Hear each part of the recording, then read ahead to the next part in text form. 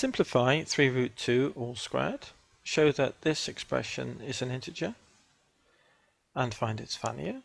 Express this third fraction in the form of m minus root n, where m and n are integers. So I've got the question written out here then. Let's have a look at it. So the first part then,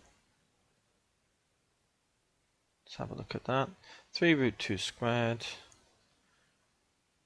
is just 3 root 2 times 3 root 2, which is 3 times 3, which is 9. Root 2 times root 2 is 2. 9 2s are 18. So that's the first one. Show that this is an integer and find its value. So part 2. So the answer here then is equal to, okay, so it's 3 root 2 minus 1 squared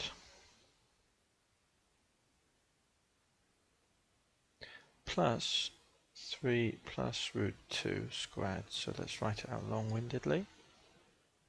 Here it is here. So first term then, that's not a squared. It's squared there. So the first term, that's 9 2s are 18, as we said above. Plus minus 3 root 2 minus another 3 root 2 is minus 6 root 2. That was minus 3 root 2 minus another 3 root 2, minus 6 root 2. Minus times minus is a plus, 1 times 1 is 1. Plus, so we don't need to worry about this sign because it's plus all the way through. 3 3s are 9. Then it's 3 root 2 and another 3 root 2, which is 6 root 2. And then the last one, root 2 times root 2 is 2. So the 6 root 2 minus and plus cancel. 18 plus 9 is 27, plus 2 is 29. So that's that one. Find its value. Part B, express this as m minus root 10 then, part B. So we've got 4 root 5 minus 7 root 2 over 2 root 5 plus root 2. So let's rationalize the denominator then. So let's do 2 root 5 minus root 2, and hopefully that will bear some fruit. Let's try. So we need the same above, don't we? Because we're just timesing by 1. We're not changing the actual number. So it's 2 root 5 then, minus root 2 above. There we go. So I haven't changed the number, so this is the answer then. So that's equal to... Okay, let's see what we've got underneath to see if there's any problems that we might encounter. So underneath we'll have 2 root 5 times 2 root 5, which is 4 times 5, which is 20. Then we've got minus 2 root 10 minus 2 root 10 plus 2 root 10, so they'll cancel, that's why we're doing it. And then the last term, so the middle two terms cancel, and then plus times a minus is a minus. Root 2 times root 2 is 2. So underneath we've got 18. On the top we've got 8 there, and root 5 times root 5, 8 5s are 40. 4 root 5 minus root 2 is minus 4 root 10, isn't it?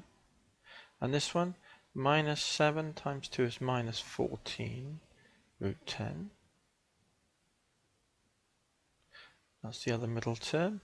And then the last term, minus times a minus is a plus. And root 2 times root 2 is 2. 7 2s are 14. So what have we got then? We've got, that's equal to 40 plus 14 is 56. Minus 14 root 10 over 18, which is equal to 50.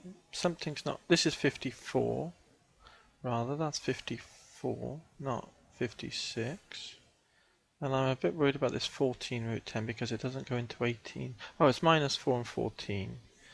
So I just added it up incorrectly there. It's minus 18.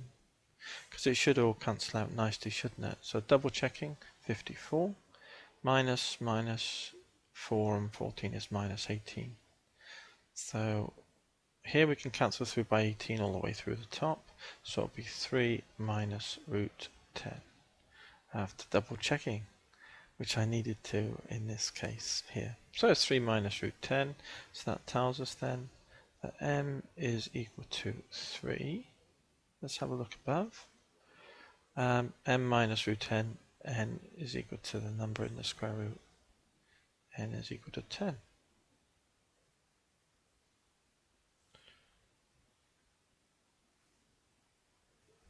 I've just looked at the mark scheme to check I've got it correct. I've made one slight mistake in this question. It comes in part 2 here.